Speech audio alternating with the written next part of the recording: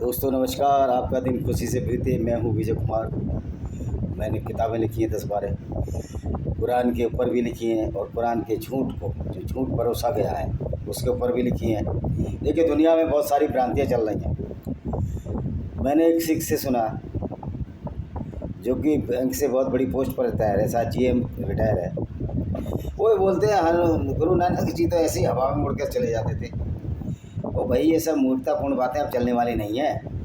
या हनुमान जी ने सूरज खा लिया, या हनुमान जी वो बूटी ले आए, वहाँ से चढ़कर हिमालय पहाड़ पर आए और वो बूटी समझ में नहीं आई तो पूरा पहाड़ उखाड़ लिया।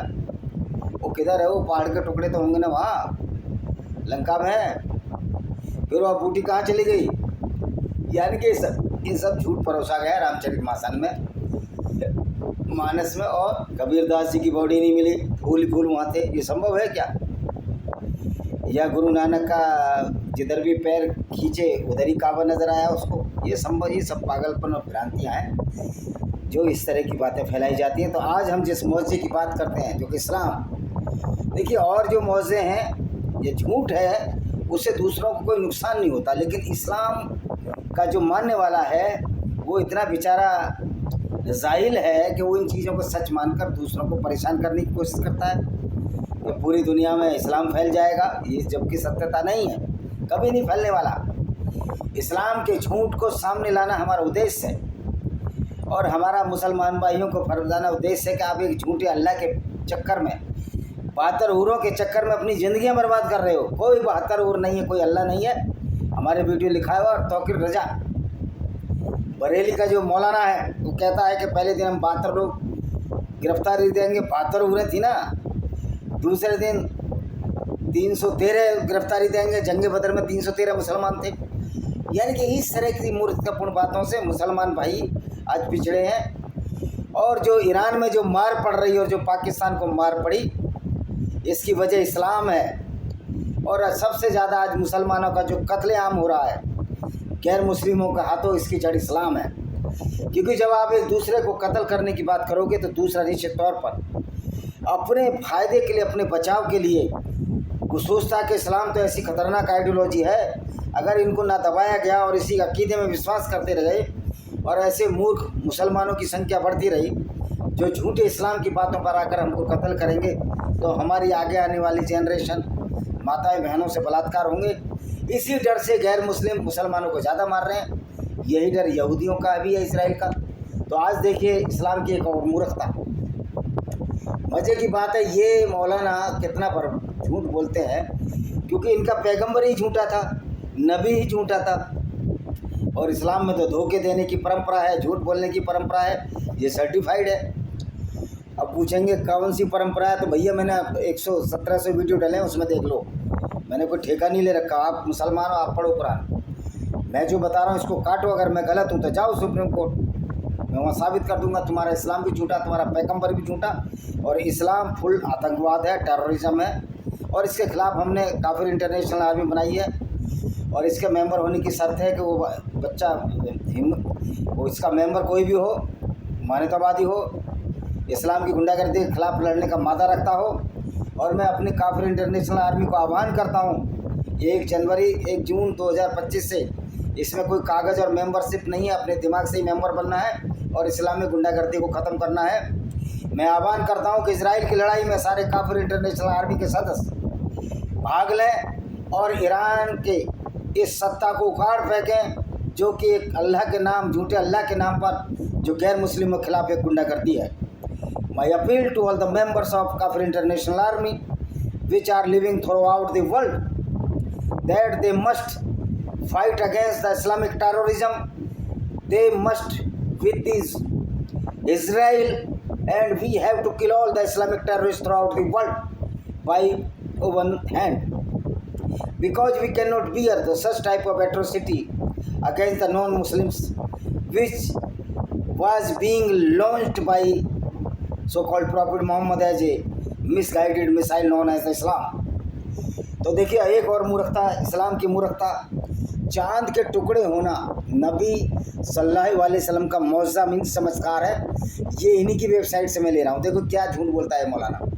बहुत समय से गैर मुस्लिम भाइयों को मुसलमानों के विश्वास का मजाक उड़ाते देख रहा हूँ कि नबी सल्लल्लाहु अलैहि वसल्लम ने चाँद के 2 टुकड़े किए थे। चाँद के 2 टुकड़े किसने किए भाई? पहली बात तो है कि ये जो कह रहा है कि गैर मुस्लिम भाई नहीं होते रहे इस्लाम के हिसाब से। इस्लाम के हिसाब से तो जितने भी गैर मुस्लिम हैं वो भाई ना दुश्मन है। तो पहला झूठ तो इसका यही है कि ये गैर मुस्लिमों को भाई कह रहा है। ये किस लिए भाई कह रहा है? अब इनकी जान पर बन चुकी है। इस्लाम छोड़ने वालों की संख्या बहुत ज़्यादा हो चुकी है। अब ये मौलाना क्या कहता है?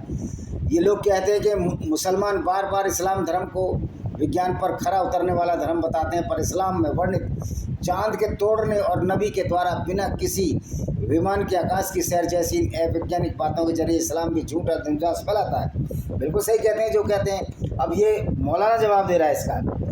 पहली बात तो ये हम इन भाइयों से यही कहेंगे, पहली बात तो हम तेरे भाई नहीं है भाई, तेरा इस्लाम ही हमको भाई नहीं कहता। मैं अगर नास्तिक भी हूँ, नाम मेरा हिंदू है, लेकिन हिंदुओं की बहुत सारी बातों में विश्वास नहीं रखता। ये झूठ और फरेब और पाखंड है, ऊँच नीच छुआछूत या हनुमान जी का उड़ना, इन तरह की अलंकारित भाषा में अगर सच में ये अलंकारित भाषा है तो आप कहिए तो हमने ऐसे ही लिख दिया था। तो फिर उसमें ये झूठ क्यों बोला कि उड़कर वहाँ चले गए? इतना बड़ा झूठ तो नहीं बच पाएगा ना भाई। वो हवाई जहाज विमान का नाम होना चाहिए। उस बूटी का नाम जो संजीवनी बूटी आज क्यों नहीं मिलती हिमालय पहाड़ पर? और कौन सी जगह जहाँ से हिमालय पहाड़ पर बूटी तोड़ी? तो पहली बात तो हम इन भाइयों से ये कह रहा है मौलाना, यही कहेंगे कि इस्लाम को फैलाने के लिए अल्लाह रसूल के चमत्कार दिखाने का सहारा नहीं लिया, बल्कि इस्लाम फैला अपने उच्च नैतिक नियमों के कारण। इनके उच्च नैतिक नियम क्या थे? देखो मौलाना, दूसरों की औरतों को बाज़ारों बेचना ये मोहम्मद के नैतिक नियम थे। उनकी औरतों को बाज़ार में बेचकर उसके बदले घोड़े और हथियार खरीदना ये मोहम्मद के नैतिक नियम थे। उनकी पिता को मार और उसके पति किनाना अलरबी को मार और उसके पिता हुइया को मार।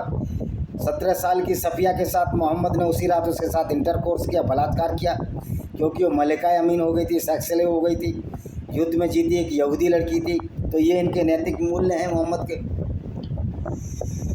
तो अब ये क्या कह रहा है? लेकिन आप कुरान हदीस पढ़ेंगे तो पाएंगे नबी सल्लल्लाहु अलैहि वसल्लम का चमत्कार न दिखाना अभी कुफ्फार की नज़रों में नबी सल्लल्लाहु अलैहि वसल्लम के झूठे होने का प्रमाण था। कह रहा अगर नबी कोई चमत्कार नहीं दिखाते तो झूठा नबी था। मैं तो अभी भी कहता हूँ झूठा नबी था। उसने हर जगह झूठ बोला। मैंने जो वीडियो डाले हैं कि मोहम्मद यात्रा पर गया ही नहीं, ऐसा कोई जानवर ही पैदा नहीं हुआ, तो ये तो बड़ा झूठा नबी है और तू भी झूठा मौलाना है। आज मैं टैग भी है झूठे मौलानाओं द्वारा झूठे नबी को बचाने का प्रयास। अभी ये आगे क्या बोलता है, इसी की बातों को हम काटेंगे। और लोगों को यह कहकर भड़काया करते थे कि कैसा नबी है जो साधारण आदमियों की तरह बाज़ारों में घूमता फिरता है। वो हम तो अभी भी लोगों को भड़का रहे हैं कि वो नबी ही नहीं था, वो एक बहुत बड़ा फ्रॉड था और मुसलमानों के साथ बहुत बड़ा प्रैंक हुआ है जो मोहम्मद ने आपके साथ हुआ। लेकिन आपको ये समझ में नहीं आ रही बात। यदि वास्तव में नबी होता तो अल्लाह इसके साथ एक फरिश्ता रखा होता और चमत्कार दिखाता। इस कारण कुछ चमत्कार जो अल्लाह के हुक्म से नबी ने किए वो इसलिए ताकि कुफ्फार के आरोपों को झुटला जाए। ओ भाई, इसलिए मजाक उड़ाते थे मक्का में मोहम्मद का कि वो झूठा नबी था, झूठ बोलता था, इसीलिए उस पर झूठ बोलता गया ये पैगंबर मोहम्मद। घोड़े की यात्रा, बुराक जानवर, जो कभी मैंने तो पढ़ा नहीं भाई, मेरे पे MSc जूलॉजी मैंने किया है, मैंने तो कोई ऐसी जानवर देखा नहीं बुराक नाम का, न जैव एवोल्यूशन में पढ़ा। तो मजाक तो अभी बन रहा है, अभी भी हम कह रहे हैं झूठा नबी है। तेरा ही झूठ बोलने से, मौलानाओं के झूठ बोलने से पैगंबर मोहम्मद सच्चा नबी नहीं हो जाएगा। जो झूठ और फ्रॉड जो इस्लाम में बोया गया है, नबी झूठे मौलानाओं कहने से इस्लाम को बचाया नहीं जा सकता। अब ये क्या कहता है? दूसरा कारण ये भी, गैर मुस्लिम जो चमत्कार को ईश्वर की निशानी मानते थे, अल्लाह की निशानी बोल। ईश्वर और अल्लाह में तो बड़ा फ़र्क है। अल्लाह तो लोगों को कत्ल करने की बात करता और तेरा ईश्वर तो ऐसा नहीं कहता। वो तो कहता वसुधैव कुटुम्बकम, सारा परिवार ही हमारा संसार है। इस मायने में तो सनातन वैदिक धर्म इस्लाम के साथ, इस्लाम तो कुछ भी नहीं है, इस्लाम तो पैरों की धूल भी नहीं है। उनका पैगंबर भी भगवान राम के करैक्टर की अगर तुलना की जाए तो मोहम्मद का करैक्टर तो एक नेगेटिव आदमी का करैक्टर है, उससे अच्छा करैक्टर तो उस शराबी का भी है जो शराब तो पीता है लेकिन किसी की बहन बेटियों को नहीं छेड़ता, किसी को औरतों को युद्ध में लूटकर उनको बाज़ारों में नहीं बेचता, जो तुम्हारा मोहम्मद करता था। तो एक शराबी भी अच्छा है। तो मोहम्मद ने अगर शराब को बैन किया लेकिन उससे गंदे कार्य तो मोहम्मद द्वारा किए गए तो उससे तो वो शराबी भी अच्छा है, मोहम्मद से वो शराबी भी अच्छा है जो दूसरों की बहन बेटियों को नहीं लूटता, जो धन नहीं लूटता। तो ये तुलना तो हमें करनी पड़ेगी। जब आप झूठ बोलेंगे तो आपके झूठ का पिटारा हम आपके सामने खड़ा कर देते हैं। चांद के 2 टुकड़े करने में भी कुफ़ार मक्का, जो कि मक्का के कुफ़ार थे, जो मोहम्मद को एक झूठा नबी समझते थे। मैं तो आज भी समझता हूँ यार झूठा नबी, और मैं तो चाहता हूँ कि काफिर होना अच्छा है, मुसलमान होने से बेहतर काफिर होना है, क्योंकि काफिर मूर्ख नहीं होता और मुसलमान मूर्ख होता है। क्योंकि इस्लाम में मूर्खता के सिवा कुछ भी नहीं भरा हुआ। तो चांद के 2 टुकड़े करने वाले कुफ़ार मक्का प्यारे नबी सल्लल्लाहु अलैहि वसल्लम को बहुत उकसाया, वादे किया अगर मोहम्मद सच्चे हैं और सचमुच अल्लाह के रसूल हैं तो चांद को तोड़ कर दिखा दें, फिर हम उनका इसका नबी होना तस्लीम कर लेंगे और मुसलमान हो जाएंगे। भाई चांद के टुकड़े करके दिखा दिए तो पूरी दुनिया तभी मुसलमान नहीं हुई। वो बेचारे भोले भाले जो अरबी लोग थे उनको मोहम्मद और उसके साथी बेवकूफ़ बनाया करते थे। अब ये देखिए अल्लाह और उसके रसूल नबी जानते थे कुफ़ार के दावे और वादे सिर्फ नबी सल्लल्लाहु अलैहि वसल्लम को झूठा साबित करने की नीयत से किए गए हैं, इस्लाम कबूल करने की नौबत से नहीं। मैं तो अभी भी कहता हूँ कि मोहम्मद जो है झूठा नबी था, उसने कोई चांद वांद के 2 टुकड़े नहीं किए। तो उससे कारण बताऊँगा, इनका जवाब दूंगा, फिर बाद में कारण भी बता दूंगा, पहले इनका जवाब तो दे लूँ। लेकिन यहाँ नबी सल्लल्लाहु अलैहि वसल्लम की सच्चाई को दाव पर लगाया गया था, जो अल्लाह की मर्ज़ी से नबी सल्लल्लाहु अलैहि वसल्लम ने उंगलियों के इशारे से चांद के 2 टुकड़े कर अपनी सच्चाई का सबूत भी कुफ़ार को दे दिया, और कुफ़ार का ये झूठ भी दुनिया के सामने ले आए कि चांद के टूटते हुए मोहम्मद सल्लल्लाहु अलैहि वसल्लम का नबी होना तस्लीम कर ईमान लाएंगे। वो क्या, इसलिए मोहम्मद ने बेवकूफ़ बनाया लोगों को। चांद के 2 टुकड़े, अब एक बार बताओ, जो चांद पृथ्वी से कितना दूर है, क्या मोहम्मद की उंगली इतनी बड़ी थी कि वो चांद तक टकरा जाती? अगर मोहम्मद की उंगली इतनी बड़ी होती, वो चांद तक टकरा जाती, तो मोहम्मद को तो बहुत बड़े साइज़ का आदमी होना चाहिए था। फिर मोहम्मद की जब उंगली ही चांद से टकरा जाती तो मोहम्मद को घोड़े की क्या जरूरत थी, बुर्राक नाम के जानवर की, मक्का से मदीना पहुंचने में? उसका तो शरीर इतना विशालकाय होना चाहिए था, घोड़े से विशालकाय होना चाहिए था, क्योंकि उसकी तो उंगली इतनी बड़ी है जो चांद से टकरा गई। अगर उंगली से उसने दूर से चांद के 2 टुकड़े कर दिए तो ऊद की लड़ाई में उसने उंगली से उन दुश्मनों को क्यों नहीं मारा? भाई उंगली बड़ी शक्तिशाली है, 2 टुकड़े कर सकती है, तो ऊद की लड़ाई में तो मोहम्मद के 2 दांत तोड़ दिए थे। फिर मोहम्मद ने अपनी उंगली का चमत्कार क्यों नहीं दिखाया? तो मोहम्मद वही चमत्कार दिखाता था जहां उसके मूर्ख लोग होते थे, और आज यही चमत्कार उन मूर्ख मौलानाओं द्वारा मुसलमानों को बताकर उनको धोखा दिया जा रहा है। अच्छा, कुफ़ार मक्का चांद के तोड़े जाने का जादू कहकर सच से इनकार करने लगे। वो समझदार थे। जो भी गैर मुस्लिम वो समझदार है, और जो इस्लाम पर विश्वास करता है मूर्ख है, और जो हिंदू इस पर विश्वास रखता है कि हनुमान जी सूरज खा गए थे, या लंका से उड़कर वो पूरा पहाड़ उड़ा लाए थे, या जो कोई सिख इस पर विश्वास रखता है कि गुरु नानक उड़ गए थे, और जो कबीरपंथी इस विश्वास रखते हैं कि कबीर के उसमें फूल ही फूल थे और कुछ नहीं था, और जो सिख ये विश्वास रखते हैं कि जिधर काबा उधर पैर जिधर खींचते थे काबा हो जाता था, तो ये सारे के सारे मूर्ख हैं। तो मूर्खों की तो बहुत बड़ी तादाद है इस दुनिया में। जब जनरल मैनेजर जैसा बैंक का मूर्ख बन गया वो सिख, और मेरे को ही समझा रहा है, और मैंने कि इसका कोई प्रमाण तो लाओ कि गुरु नानक उड़ते थे, क्या उनके पंख थे? अगर गुरु नानक उड़ते थे तो उड़ के जाना चाहिए था काबा। पैदल पैदल पूरी दुनिया में हंडे फिरे हो बेचारे उन्हें, हालांकि वो संत थे, लेकिन संत के नाम पर इतनी भ्रांतियाँ फैलाना।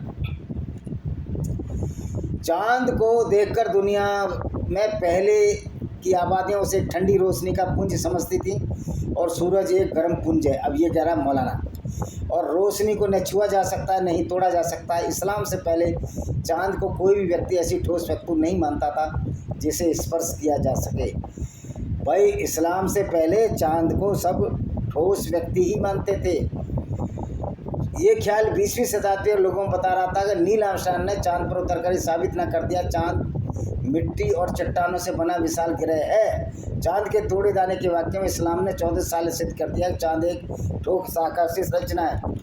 ओ भाई, चांद को तो तुम मानते थे, चांद का तो अपना प्रकाश ही नहीं है, तुम तो उसको शीतल पुंज मानते थे। चांद तो सूरज की रोशनी से चमकता है, ये तो मोहम्मद को मालूम ही नहीं था। और फिर मोहम्मद अगर वो ठोस था चांद, तो उंगली से जब चांद के टुकड़े तोड़ दिए तो 2-4 पत्थर उंगली से छिड़ा लाता। मोहम्मद उंगली से ही पत्थर वहाँ से जब चांद तोड़ा कि देखो चांद के 2 टुकड़े भी मैं उंगली से तोड़ के लाया हूँ, ये कम से कम काबा में ही रख देता।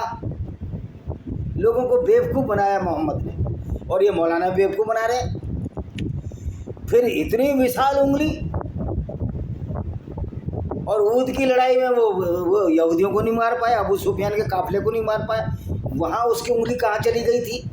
वहाँ तो लाशों के बीच में छिप गया और बोला बताना नहीं मोहम्मद कौन है, कहाँ है। ऊद की लड़ाई में मोहम्मद के 2 दांत तोड़ दिए, और मोहम्मद अपने दांतों को बचाने के लिए उंगली भी नहीं लगा सका, वैसे चांद तोड़ता था। कमाल है यार, इतना मूर्ख किसी और को बनाइए। पूरी दुनिया के, यही मौलाना बोल रहा, पूरी दुनिया के लोगों में चांद को देवता देवी शक्ति आदि मानने का भी चलन था इस्लाम से पूर्व, लेकिन चांद को तोड़कर नबी सल्लल्लाहु अलैहि वसल्लम ने सिद्ध किया कि वह एक ठोस निर्जीव आकाशीय पिंड से अधिक कुछ नहीं है, और उसमें कोई देवी शक्ति नहीं और न ही कोई देवता है। मैं तो कहता हूँ इतना बड़ा मौजा ही अगर करता था मोहम्मद, तो सूरज को भी तोड़ के दिखा देता। तो सूरज को तोड़ के एक अगर चमत्कार हो जाता तो हम मानते ना, अगर सूरज को तोड़ने का चमत्कार कुरान में रखता तो साबित हो जाता ये जो पैगंबर इस्लाम का झूठा है, या तो झूठा है या इग्नोर ऐसे, जिसको दूसरी भाषा में मूर्ख भी कह सकते हैं। दुनिया भर के अनेक गैर मुस्लिम अब तक चांद में देवी शक्तियों का बात समझते थे। देखिए, जब विज्ञान आया हमको पता लगा कि चांद कोई मामा नहीं है, और चांद में जो काला टुकड़ा है वो इसलिए है कि पृथ्वी के पहाड़ों की छाया उस पर पड़ती है। चांद के तोड़ने के मुस्लिम इसके दावे की संभावना को दुनिया के सामने रखा। यदि 1400 वर्ष पूर्व चांद को तोड़कर जोड़ा गया तो इस बात के चिन्ह आज भी चांद की सतह पर मिलने चाहिए। देखिए, चांद, पहली बात तो मोहम्मद चांद तोड़ ही नहीं सकता। दूसरी बात यह है कि चांद तोड़ा तो जोड़ा कैसे? ऐसा तो कोई सिद्धांत नहीं मिलता कि चांद जब छोटा सा ग्रह पृथ्वी से टकराया तो चांद बना। जो प्रोटो अर्थ थी, जो शुरुआती दौर की अर्थ थी, उससे चांद बना। उसकी कक्षा में घूमने लगा ये उपग्रह था। तो मोहम्मद ने चांद के 2 टुकड़े क्यों किए कि चांद सामने दिखता था। मोहम्मद को सिर्फ सूरज के बारे में मालूम था, चांद के बारे में, तारे जो नज़र आते हैं इसके बारे में मालूम था। मोहम्मद को वो दूसरी कहकशां आकाशगंगा के बारे में मालूम था नहीं था, नहीं तो वहाँ भी बहुत बड़ा झूठ कर देते। 7वें आसमान तक मोहम्मद चला गया और इसको कहीं चांद ही नहीं टकराया। चांद तो पहले आसमान पे इनके हिसाब से, तो उस समय तो चांद का जिक्र नहीं किया कि मेरे को चांद टकराया। नीचे आके चांद उंगली के 2 टुकड़े कर दिए, वहाँ चांद इस रास्ते में मिला नहीं, कहीं जिक्र है कि चांद मिला, क्योंकि पहले आकाश में तारे और सूरज हैं। जबकि वास्तविकता ये है कि जो तारे हैं वो तो बहुत दूर हैं, और उस तारे भी सूर्य हैं। तो मोहम्मद को कुछ अता पता ही नहीं था। तो मौलाना इस झूठ को छिपाने की कोशिश करते हैं। आज ये कहता है हमारे पास नासा के चांद की सतह के कुछ चित्र है, जिसमें चांद की सतह पर एक विशाल दरार दिखाई देती है, जैसे कि किसी टूटी चीज़। तो भाई उसमें कोई भी दरार नहीं है, उसमें ऊंची नीची घाटियाँ हैं, और चांद को मोहम्मद तोड़ ही नहीं सकता। अगर मोहम्मद इतना ताकतवर इंसान होता, चांद को तोड़ा है, तो ऊद की लड़ाई में जो इसके दांत तोड़ दिए अपनी उंगली से, उन लोगों को नहीं मार सकता था। यानी क्या झूठ परोसा गया है यार, अभी भी लोग विश्वास करते हैं। तो हमारा काम है एक झूठे पैगंबर के झूठ को खोलना। और चांद जोड़ भी दिया, वो कौन सी चीज़ थी भाई जिससे चांद तोड़ा? और फिर इस घटना का जिक्र कोई बहुत पुरानी बात तो नहीं है, वो 700, 600, 570 में पैदा हुआ, 6वीं 7वीं शताब्दी की बात है। तो और लोगों ने भी तो इतिहास में लिखा होगा। भाई भारत का इतिहास तो बहुत पुराना है, 4-5 हज़ार साल से पुराना। चंद्रगुप्त मौर्य, समुद्रगुप्त मौर्य, ये तो ईसा पूर्व में ही, तो मोहम्मद से भी पहले पैदा हुए थे। तो समुद्रगुप्त के जो चंद्रगुप्त मौर्य की जो इंडिका है, जो मैगनीजित ने लिखी थी, और या बहुत सारे यात्री आए जो कि ईसा के, मोहम्मद के जन्म से पहले आए, उनकी किताबों में भी, उसमें तो कहीं भी नहीं है कि चांद टूटा है। क्योंकि आप तो कहते हो ना इस्लाम शुरू से ही है। अब रही बात ये 1400 साल के बाद की बात है, तो 1400 साल मतलब 710 में तो हिस्ट्री लिखी जा रही है। किसी और किताब में कहीं वर्णन नहीं कि चांद टूटा गया, ना कोई साइंटिफिक एविडेंस मिलता है। तो ये जो फ्रॉड है ना इस्लाम के नाम का, बेटा ये चलने वाला नहीं है मौलानाओं। इस्लाम में चांद के टूटने का विश्वास मजाक है। मजाक ये लोग तब उड़ा सकते थे जब चांद पर ऐसी कोई दरार ना मिलती। चांद पर कोई ऐसी दरार नहीं है। और कम से कम इतनी बड़ी उंगली थी तो वो ये दिखा देता कि मेरी जो उंगली है वो चांद को जब 2 टुकड़े कर सकती है, 2-4 पत्थर चांद से भी ला सकता था, वो दिखा सकता था। वो कोई प्रूफ नहीं, वो सिर्फ मोहम्मद ने लोगों को बेवकूफ़ बनवाया। सफ़ा और मरवा नाम की पहाड़ियों के पीछे चांद छिप गया, बीच में उंगली लगा दी इसने। कहता देखो मेरी उंगली से अगर मैं पास से देखूंगा चांद, अगर इस पंखे को देख रहा हूँ, मान लिया जो चल रहा है, तो मुझे 2 हिस्सों में टूटा दिखाई देता है, उंगली उठा लूँगा तो एक हिस्सा हो जाएगा। तो मोहम्मद ने ऐसे ही चांद तोड़ा था, अपनी आँख के आगे तो उंगली लगा ली थी उसने, उसको देखा ओ ये तो चांद टूट गया। तो मोहम्मद उसी तरह का व्यक्ति था जिस तरह एक शेख चिल्ली था। शेख चिल्ली एक गाँव में रहता था, एक हाथी उस गाँव से गुजरा। नॉर्मली उस गाँव में हाथी नहीं आया करते थे, लेकिन एक रात में हाथी गुजरा। अब से सब लोग सोचने लगे यार ऐसा कौन सा जानवर है, या कौन सा मनुष्य के तो पैर नहीं लगते, ये कौन सा जानवर है जो इस तरह गोल गोल पैर वाला है। अब लोगों ने शेख चिल्ली को बुलाया। शेख चिल्ली ने कहा ये एक कोई आदमी हाथी का नाम नहीं लिया उसने, चक्की के पार्ट बांध कर निकला है गोल गोल, ये उसी के चिन्ह है। इसी तरह मोहम्मद ने लोगों को बेवकूफ़ बनाया। मैंने चांद के 2 टुकड़े कर दिए, ना कोई वैज्ञानिक प्रमाण है, ना 1-2 पत्थरों चांद से लाया। भाई उंगली चांद से 2 टुकड़े कर दिए तो एक आध पत्थर ही पकड़ लाता, वो भी कहीं नहीं। अब ये कहेंगे अब ये खोज करेंगे मक्का के आसपास, अगर मक्का में कोई पत्थर मिल जाता ना पुराना, वो कहेंगे चांद से मोहम्मद साहब ने तोड़ कर यहाँ रखा। अगर इनका बस चलता तो सफ़ा मरवा पहाड़ियों को भी चांद से टूटा हुआ बता देते, लेकिन सफ़ा मरवा नाम की पहाड़ियों का जिक्र ये पहले ही कर चुके हैं कुरान में, कोई अब्राहम यहूदियों के ज़माने की थी, इसलिए उसको नहीं बताया। तो इस्लाम में इस तरह के ढोंग और पाखंडों से भरा हुआ है। चांद का कोई मोचा वोचा नहीं था, अपनी आंखों के सामने 2 उंगली रखी, इसने कहा देखो चांद टूट रहा है, लोगों को दिखाया, लोग भी खड़े हो गए इसके पीछे, और उंगली हटा दी, चांद साबित हो गया, साबुत का साबुत निकल आया। तो आप देखिए कि जो चांद का टूटने का जो चमत्कार है वो झूठ पर है, और ये मौलाना झूठ बोलते हैं। झूठे पैगंबर को बचाने के लिए, झूठे मौलाना, झूठे इस्लाम को बचाने के लिए, झूठे अल्लाह के नाम पर बनाए दीन को बचाने के लिए चांद के टुकड़े जैसा झूठ का एक चमत्कार बताते हैं, जबकि वो कोई चमत्कार नहीं था, वो महज एक कहानी गढ़ी गई थी मोहम्मद द्वारा अपने आप को नबी साबित करने के लिए। उसकी तीव्र उत्कंठा थी मुझको लोग पैगंबर माने, लेकिन आज ये समझ में आ गया है कि वो पैगंबर नहीं था, वो कोई अच्छा व्यक्ति भी नहीं था, वो एक महज ऐसा शख्स था जो अपनी नॉर्सिज्म आत्म मुक्त का के चलते ऐसी आयतें जो उसके चचेरा साला वर्का बिन नोबल जो एक ईसाई था लाता था, और इसकी पत्नी खदीजा इसको बेवकूफ़ बनाते थे और ऐसे मौजे बताते रहते थे। जब वर्का बिन नोबल मर गया तो कुरान की आयतें भी आना बंद हो गई थी। तो ये कुरान वर्का